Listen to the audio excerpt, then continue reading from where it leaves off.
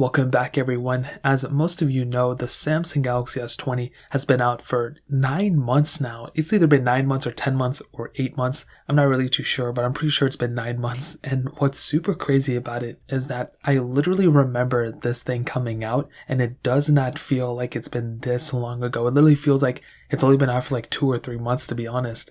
And 2020 has been such a fast year and a slow year at the same time. It's been so weird. But with the Samsung Galaxy S20, I will definitely tell you there's been a lot of pros and there really hasn't been too many cons, surprisingly. And typically whenever I use a phone like this, I expect to see some major problems within the first month or two and then eventually it'll kind of even out. But I never really experienced any problems with this. And even going a step back, I don't even really remember too many problems with the Samsung Galaxy S10 series as well. So this is not a full review. I'm not going to be, trying to take out every single little thing about this. I just kind of want to tell you that my experience with the S20 so far, I've owned it since day one. I've had a really good experience with it. And when you look at pretty much all the other phones across the board, there's really not many phones that are, extremely better than this one. And what's very interesting is Samsung always goes ahead and releases their phones early on in the year, especially their S series. And what you find out is that throughout the rest of the year, these other manufacturers just can't seem to keep up, even though they already know what the S20 has because it's already been out.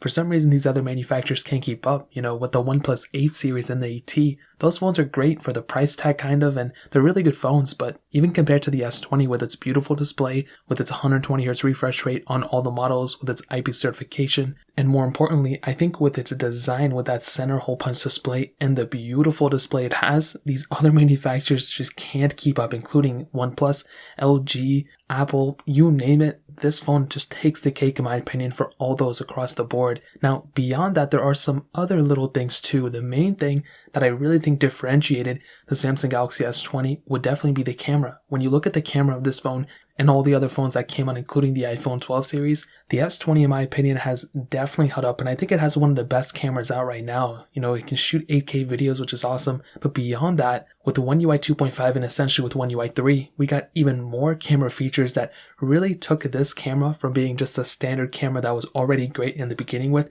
to a much bigger, much better lens with a way more pro mode capability. So that in and of itself added so much more capability to the Samsung Galaxy S20 as well, and that was something that was extremely awesome to see. And whenever a phone manufacturer does things like this and takes these type of chances, that definitely means a lot to me, and I'm sure it means a lot to everyone else as well. And software wise, we even got the news that this phone is going to be getting an extra year of software support on top of what it already was. So that's another huge thing.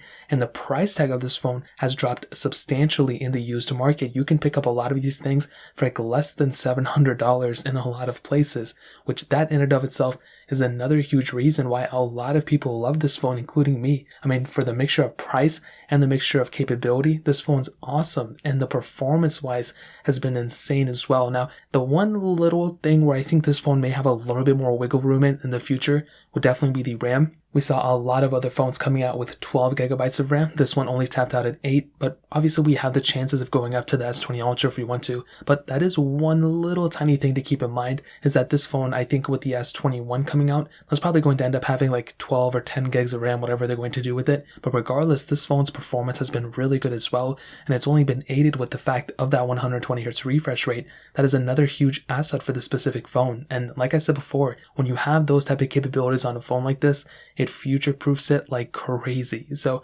and what I can tell you without a doubt, this phone, these many months later, has held up extremely well. And if you haven't picked one up yet, but you're in the market and you're looking at it, I would, tell you without a doubt, definitely pick it up. I mean, this is a solid phone, has a lot going for it. There hasn't really been too many problems in the last 9 months. So that really pretty much covers it up for the most part. If you guys have any other questions or anything, let me know in the comment section as well. Hit the like button, that would mean so much, but definitely hit that subscribe button. Every single subscriber that we get really does count, so it means so much if you guys can hit that. Also, check out the other links down in the description as well. My Twitter, my Instagram, my other channels. More importantly than everything else, I love every single one of you guys. Hopefully I'll catch you guys in the next video. Peace out till then.